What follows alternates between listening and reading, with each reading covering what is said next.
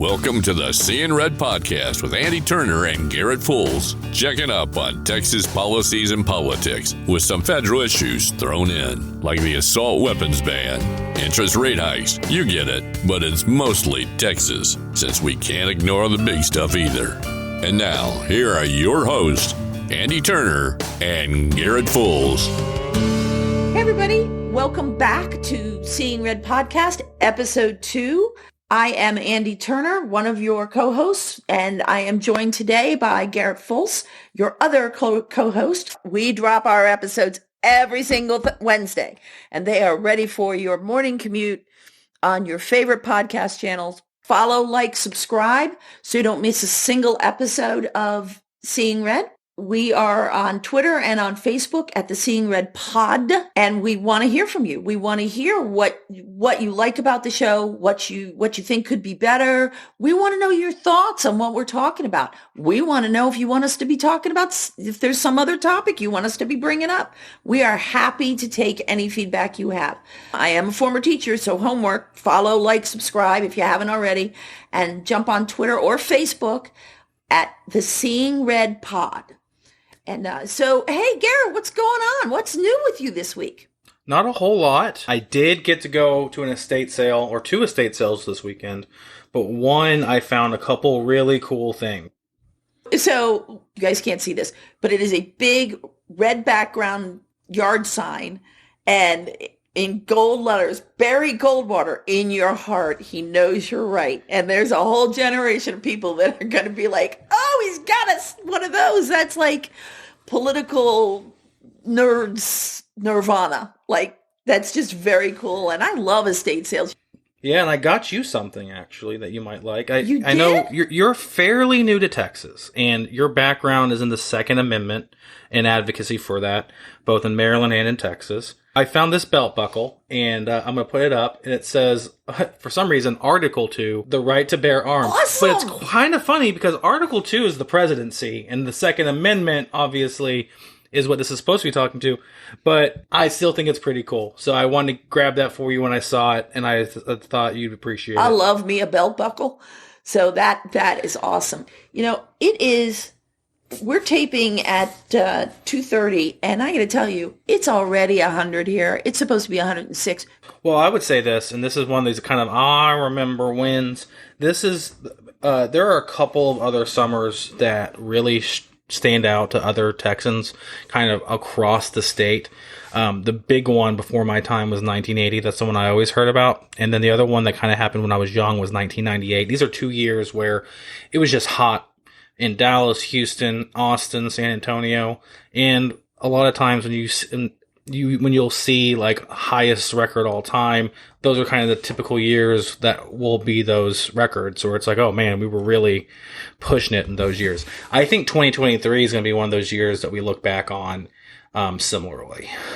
Here's my thinking, and what do I know? I don't have all the summers here. I have a few.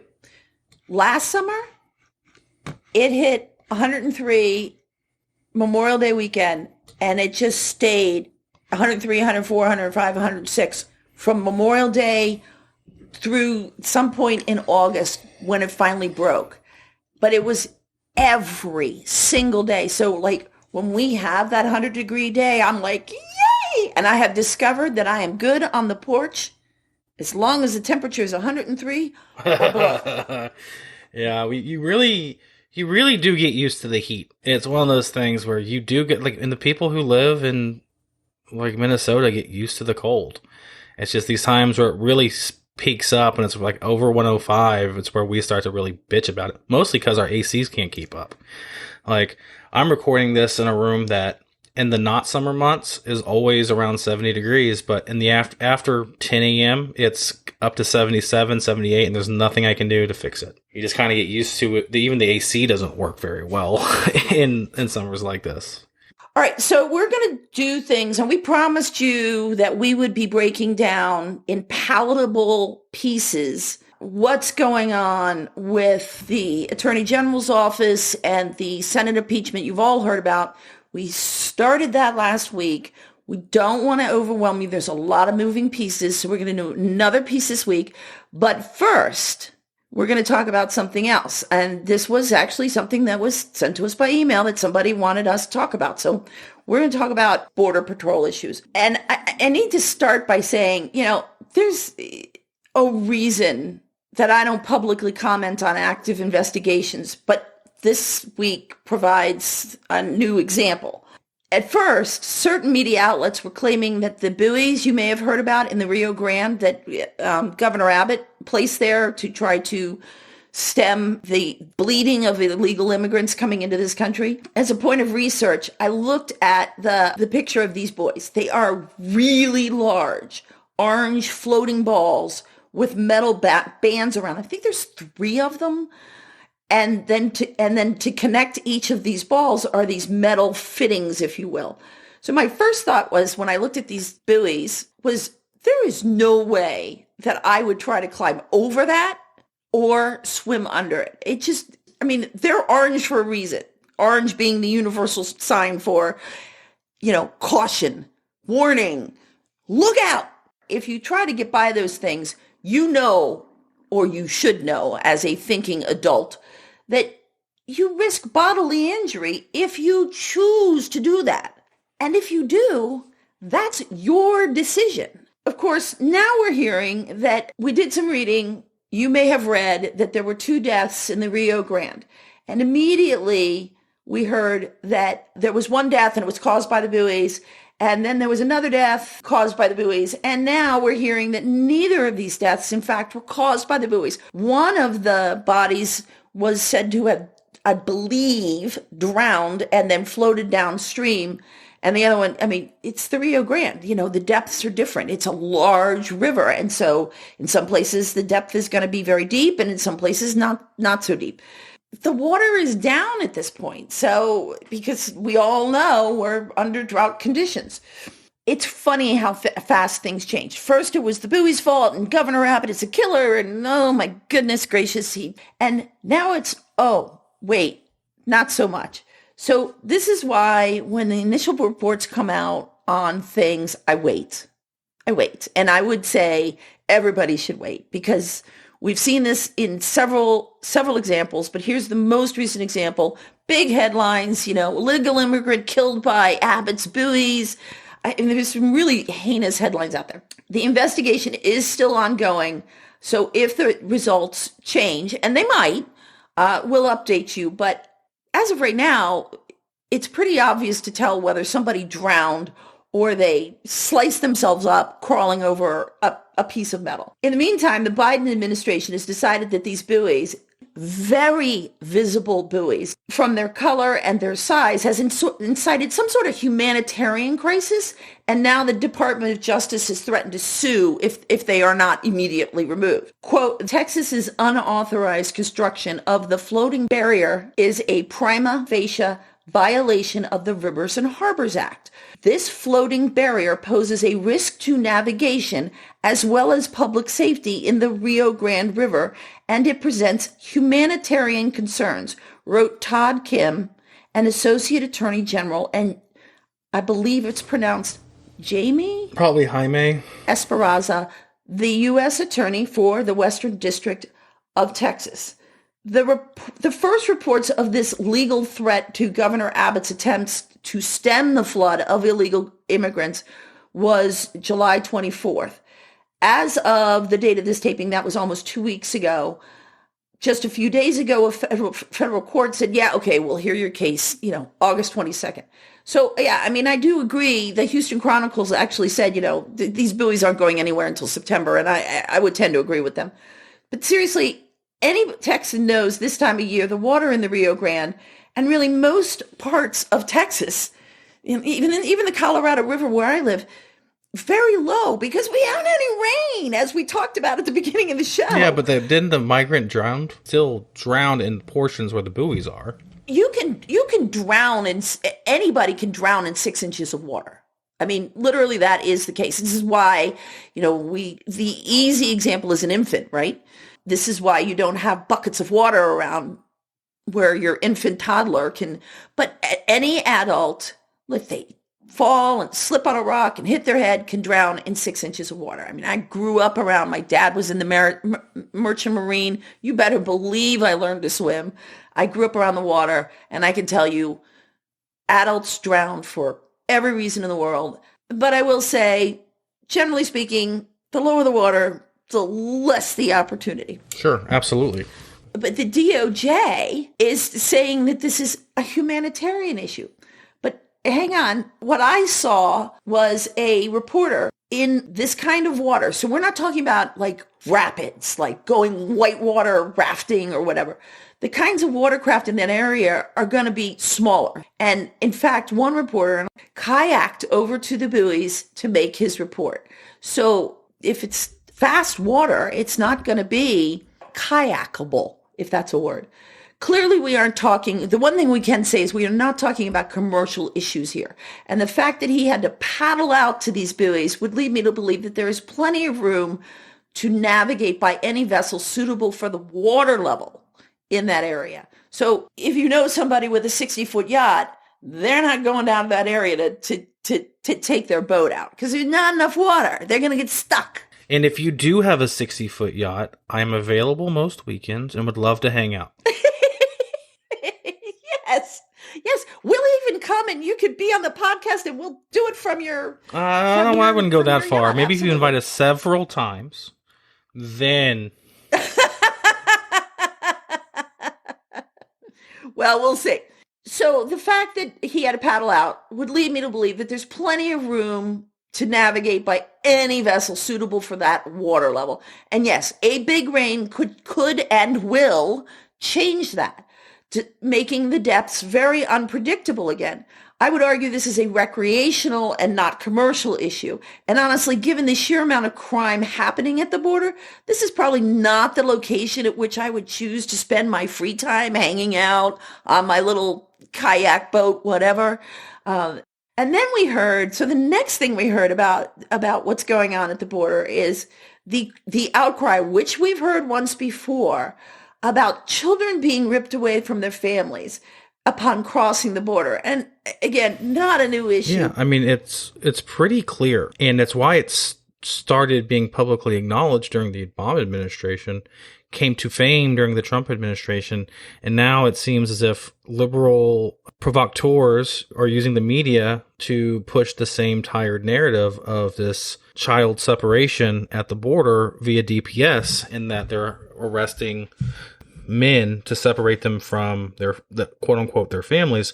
The problem is when you don't come through a port of entry, oftentimes, overwhelming majority of times, you throw your papers away before you do that. It helps with your claim. You can say if you're from a different country, all these sorts of things. So you're coming over.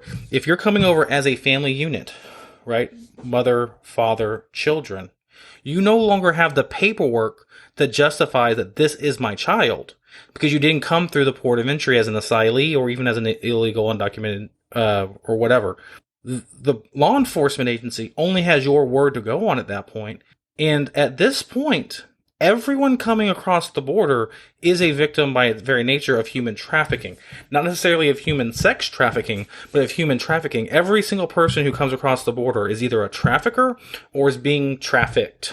Every single person. Go on. So, say why. Tell them why. Oh, because the cartels control northern Mexico.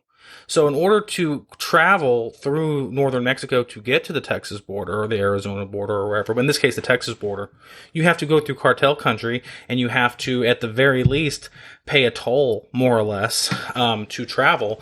But more than likely than not, you are paying that toll via a coyote who has the connections. Though when you're stopped by cartel members as you're traveling, that person vouches that you've already paid and you can continue onward. Every single person who's coming across the border is both a victim and a person who's paying either in actual money now or in future money from services where they'll be trafficked for labor or for sexual labor down the road. That's how they're getting across the border. Every single one. Or they're coming across and they're the trafficker, they're the coyote, they're the person paid by the cartel to get people across. So when you come across and you've gone through the river and you don't have your papers, there is no assumption that your statement of fact, quote unquote, that this is my family is true. And you have to prove it in order to get your custody back, right? If you don't have proof that this is your daughter or this is your son, and you fly into another country and then you go across a random border into a different one and they catch you, there's no reason for that country that caught you to believe you that you are this person's child, because it's one of the most common tactics used by the cartels to get people through to say, oh, this is my family, blah, blah, blah, when it's not their family, and they have to prove it. And that's really the main justification for the separation. And it's overwhelmingly compelling to anyone who's ever heard it, but conservatives have done a terrible job of making that case when it comes to this particular issue, because people just look at it as like, oh, you're tearing families apart. And it's like, well, I don't know they're a family. And until I know they're a family, then they can be rejoined. And also, Garrett, something you said to me that was profound was, I believe you said DPS, correct me if I'm wrong, over 900 cases of this going on. Right. DPS itself. This is not Customs and Border Patrol. This is the Texas Department of Public Safety has reported that during the entirety of the Operation Lone Star, which is the name of the operation for the Texas action of border control in lieu of federal help, they've gotten 900 victims of human trafficking, sexual trafficking, I believe, or maybe labor trafficking in particular. But these are, I believe it's children, on the actual specific number. It is just flabbergasting amount of people that have been saved because of what we've done. And that's just the state of Texas. We don't have numbers from ICE. So right. You can imagine that number would be even higher. Right. And ICE, and I'm sure ICE has even more, because ICE, when people come through, that's one of the major things they're still looking for. They're going to let people through because of Biden's policies, but they still want to prevent, thankfully, I guess, there's something the Border Patrol agents at least, still want to prevent young women and boys from being put into a life of prostitution for sexual labor. And how we started out this conversation on the phone, like when you brought that up, that just blew me away because I didn't know it. I mean, I knew about human trafficking, but I didn't realize the numbers and the procedures behind, like, because my original argument to you was, I'm a former foster mom.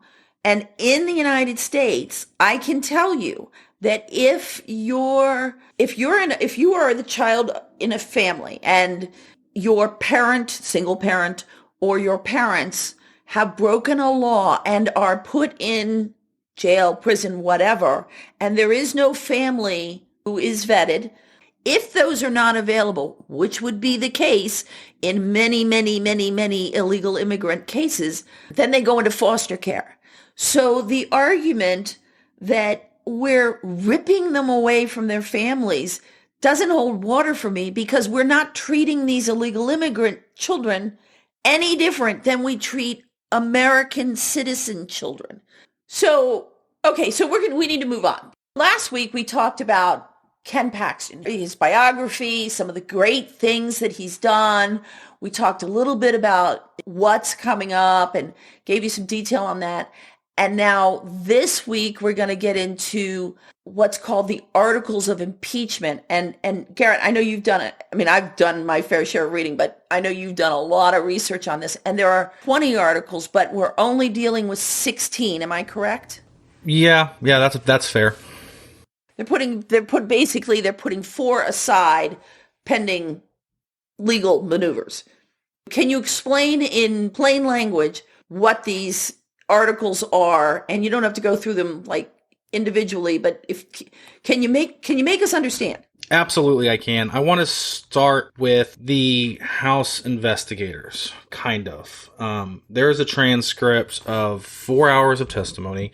The testimony is also available. I believe you watched it. I decided to read it. Kind of a difference in style between the two of us, and that's kind of why you're going to be getting different takes over the course of this podcast. But beyond that, I read Attorney General opinions. I read Supreme Court of Texas opinions. I read countless news articles ranging the gamut from the New York Post and the Texas Tribune down to Current Revolt. And you have this full range of opinions on what's happening and different points of fact and different ways to massage it and look at it.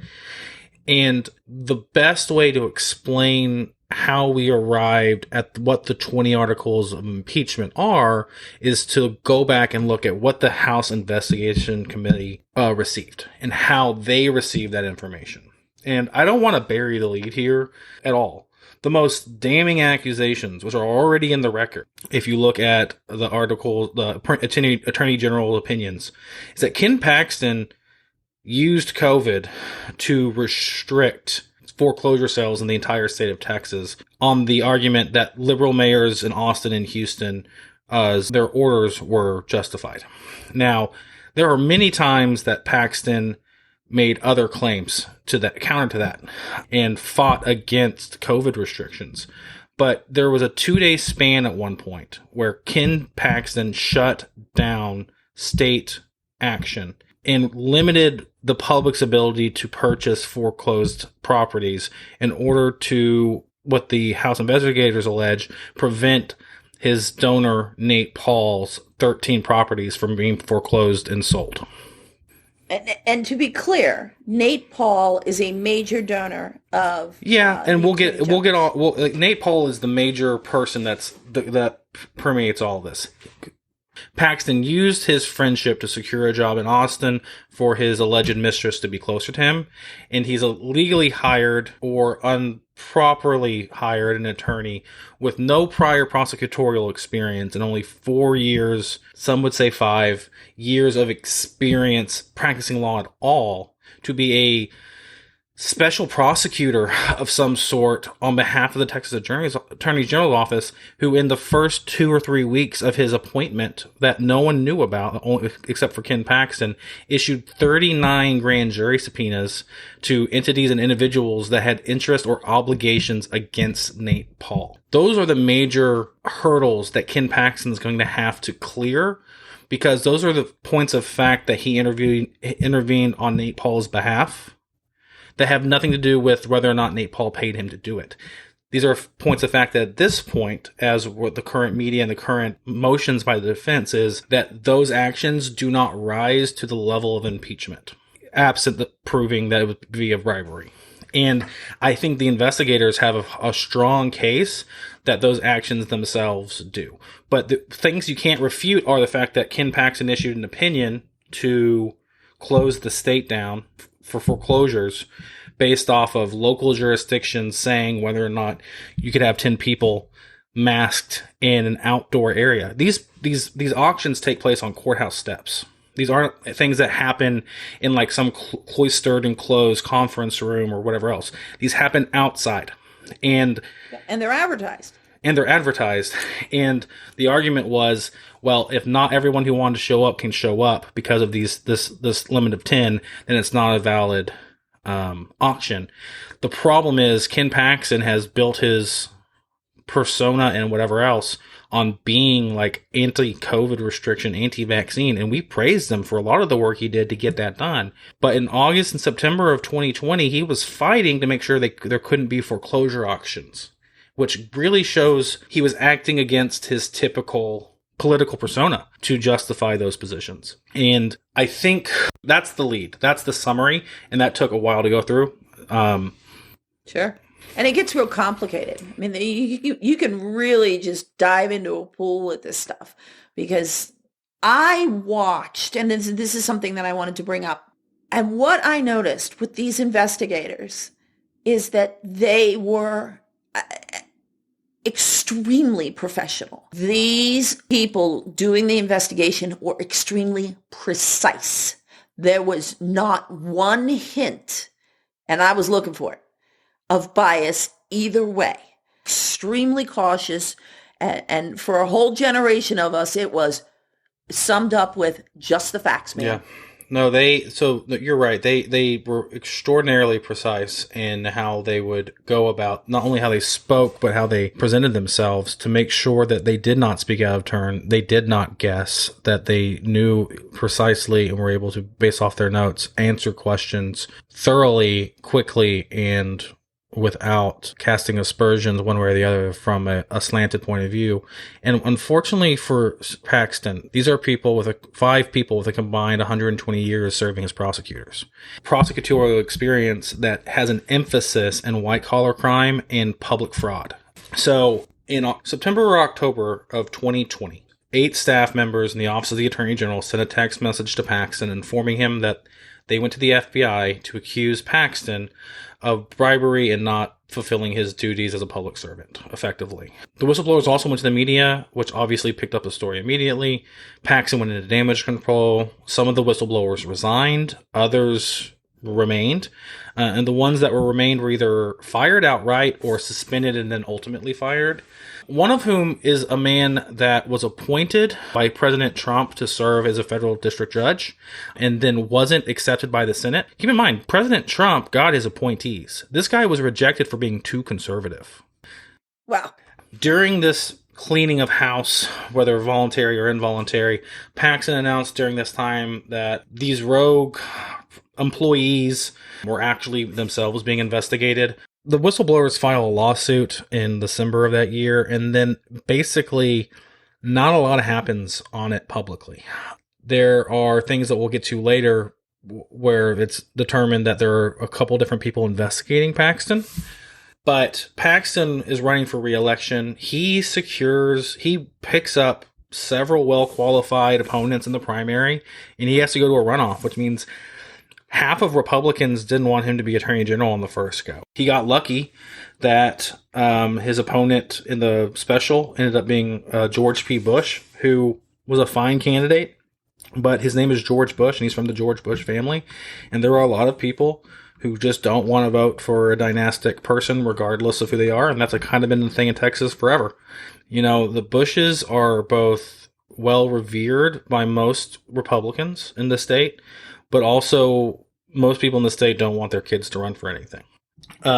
Paxton wins, and after he wins, he reaches an agreement with the whistleblowers where he'll pay them $3.3 million, but not admit any fault. And no trial. And you're going to go right, there's away. no discovery, there's no whatever else. It's just, I'm going to pay you $3.3 million, which is a lot of money to say I didn't do anything wrong. So he settles with them, so he doesn't have to go to court. There's no airing of the facts. Nobody knows what happens. And so he makes them go and away. Now Paxton has to go get that $3.3 million from the legislature for his budget to pay off the whistleblowers into the investigation. And that's what starts the investigation. And Paxton's story keeps changing. He won't talk publicly. And the House Investigation Committee is like, okay, well, we're going to hire investigators. And these, like we said before, 120 years of prosecutorial experience who have bona fides within the conservative movement. These whistleblowers are all well-esteemed conservative litigators who are all saying Ken Paxton did a lot of good work, but he had this penchant for doing things his way, which weren't necessarily legal. And he should know. He's the Attorney The General. rule of law isn't just for Democrats, it's for Republicans too. He's supposed to represent all Texans. He is the highest law enforcement official in this land. And for him to know the law and act in contravention of the law, I don't know how you defend that. I don't either. So the committee meets, delivers his reports, and the committee ultimately votes 5-0. It's a 5-member committee on all 20 articles of impeachment. And the House ends up voting overwhelmingly. I think it was 121 to 23 to impeach Ken Paxton.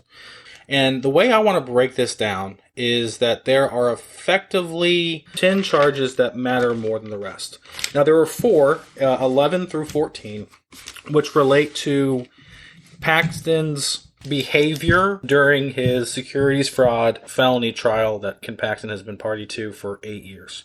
Numbers 15 through 20 are effectively dependent on the other ones being true in order for those to be true. So you have the first one, which is dereliction in relation to his public duty to protect nonprofit organizations. In that case, it's the Mitty Foundation was party to a lawsuit with Nate Paul. They had agreed to a settlement, and Paxton, not once, not twice, not 3 times, but 4 times asked the Office of the Attorney General to intervene, which is one of the things that they can do to help the nonprofit organization. It was believed, and it looked like, based off of the things that ultimately happened, that he was trying to help Nate Paul, who was the other party in the lawsuit, which is a direct contravention of his duty to help the nonprofit organization. Article 1 by itself deserves its own 30 minutes to an hour of a podcast. The second article of impeachment relates to Ken Paxton was really against COVID restrictions. He was against vaccines. He was against lockdowns and everything, except in the cases where it came to foreclosure auctions. Because Nate Paul, allegedly, is because Nate Paul had 13 of his properties due to be auctioned off on August 2nd, and Paxton made sure that on July 31st, there was an opinion that came out that said that those auctions had to be postponed until local orders on restrictions were eased. Okay. So, and he issued that opinion. Normally, it would take up to 6 months to issue an opinion, and the opinion was requested, and it was issued within 2 days.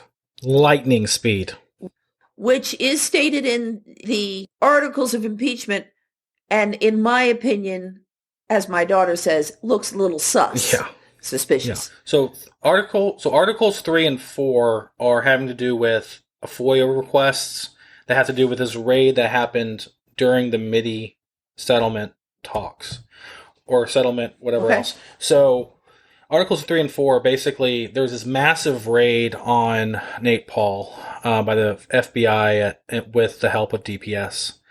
And Nate Paul tries to use a FOIA, or in Texas it's called TPIA or PIR, trying to get the investigatory warrant. He wanted to investigate the FBI and the DPS. And he was trying to get this information from who? He wanted what the FBI used to get the warrant. Paxton comes into possession of this after many requests where he personally has it.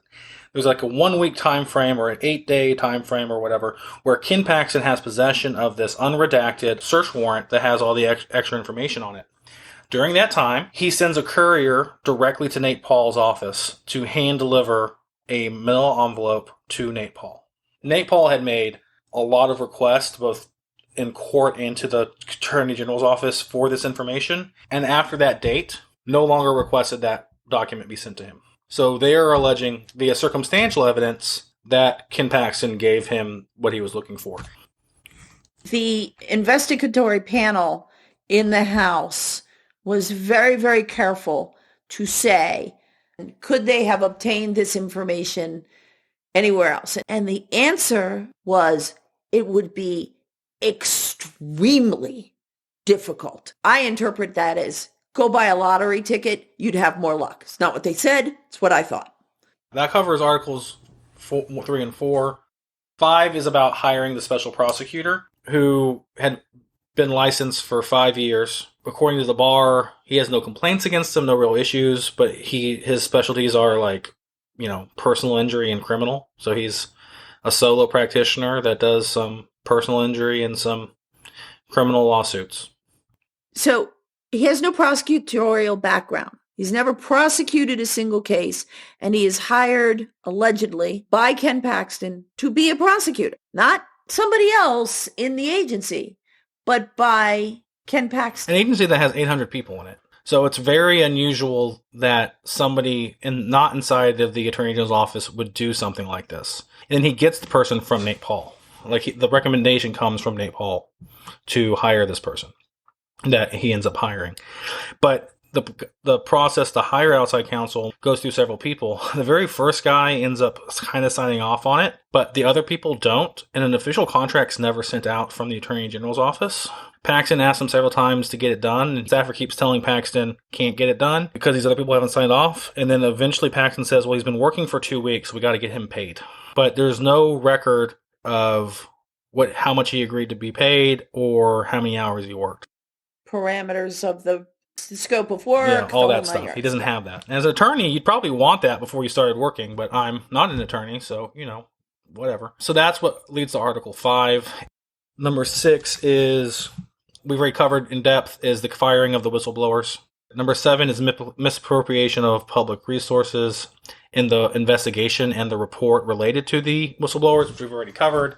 Number 8 is also in that investigation, concealing wrongdoing via the whistleblower settlement. He is trying to conceal wrongdoing by doing the settlement instead of by taking it to court. Number 9 has to relate to that he had a mistress, in that she was hired by Nate Paul as a favor to Ken Paxton. Article 10's basically that Nate Paul paid for the renovations on Ken Paxton's house. Ken Paxton had some sort of water issue at his home in one of his homes in Travis County, and Nate Paul helped with the renovations. And what's notable here is that it's hard for the investigators to find information on this because they never pulled permits. They were just doing it off the books. So they don't know who the contractor was. They just have testimony from folks who were there. And we're still running that down in the investigation. The main one that it's going to be really, really hard, that it really hinges on, is going to be the stuff with the Article 1 with the MIDI Foundation, and the Articles 1 through 6, really. That's the real meat of all of this. Really 1 through 5. And then the 6 through 8 are all whistleblower related, and then the other 2 are bribery related. So the thing is, to conclude my end on this, is that some of these are very involved, down in the weeds things that I don't know how the prosecutors break it down into palatable pieces. And that's what we've been trying to do here. But for some of these, it's a question of, do you have the proof? Yes? No. It's not going to be nuanced, big discussion things. Did you do this? Here's the proof.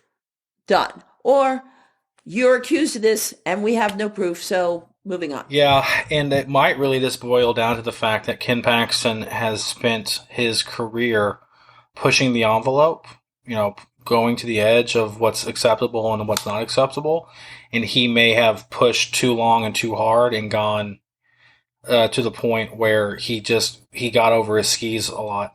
Because really, it feels like, especially with his arguments that he's been making, he's gone from, with the whistleblowers, from I'm not the bad guy, they're the bad guys, to not talking about it, to the whistleblowers should get $3.3 million and I don't want to talk about it, to I want to talk about it a little bit, but even if I did the things they're alleging me of, it's not a crime. He's gone fully from, not only did I not do anything, these people are actually corrupt, to, even if I did it, it's not that bad, right? Right? Everything's fine?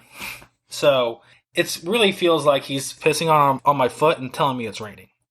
So, I have all the thoughts about, what Ken Paxton's been putting out, and we're going to get into all the rules next week of the impeachment trial, and we're going to explain that to you because the rules of the impeachment trial has got to be easier to explain than the articles of impeachment. But I'm going to offer all my thoughts next week on the tap dance that we've seen in the media coming from Ken Paxton's camp.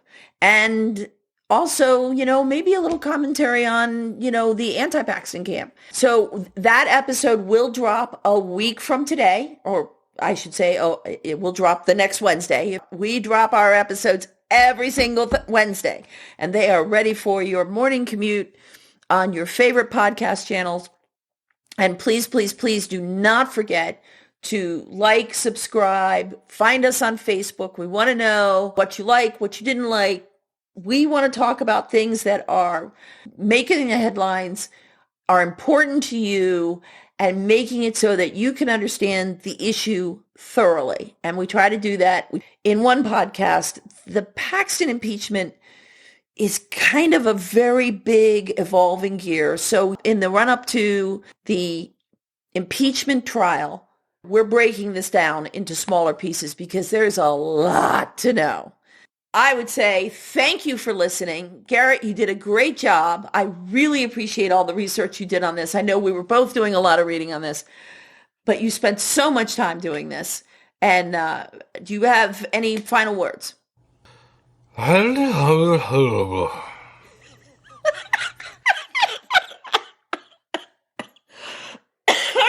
with that, thank you very much, everybody, for tuning into this week's episode of Seeing Red. We will see you next week. Bye. You've been listening to the Seeing Red podcast. It's always Texas politics and beyond. We present the facts and opinions. The Seeing Red Podcast with your host, Andi Turner and Garrett Fulce. Thank you, and tune in next week. And please do us a favor. Hit the subscribe button so you don't miss a single episode.